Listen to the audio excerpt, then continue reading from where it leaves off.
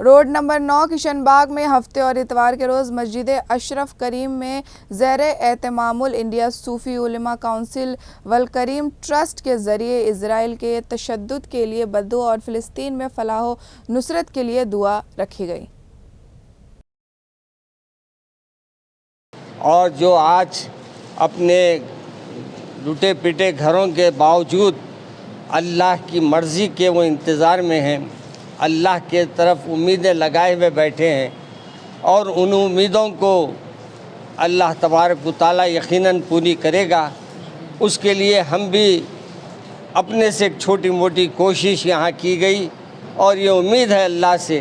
کہ اللہ تبارک و تعالیٰ ہمارے اخلاص کی بنیاد پہ اللہ اس کی مدد کا معاملہ ان کی فرمائے گا۔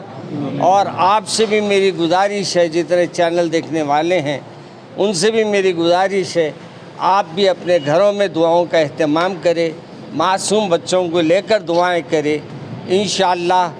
آپ کی دعاؤں سے انشاءاللہ اللہ انہیں فتح و نصرت عطا فرمائے گا، اور فلسطین کے وہ نوجوانوں کی جو آج ہمت سے اس مقابلے میں لگے ہوئے ہیں،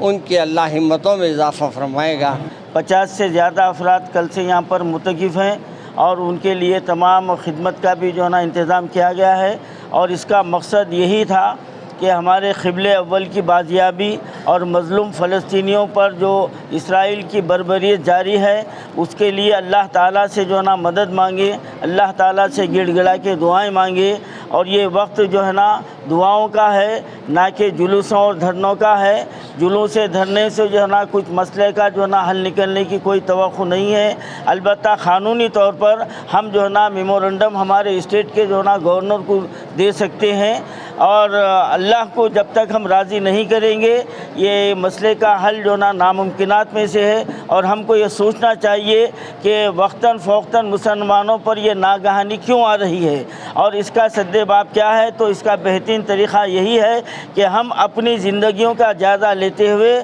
ہم جو نا اللہ کے دربار میں رجوع ہوں، تائب ہوں، اور اللہ کے مدد جو نا اللہ سے مدد مانگیں، تو یقیناً اللہ تعالیٰ مسلمانوں کو ضرور کامیابی و نصرت عطا فرمائے گا۔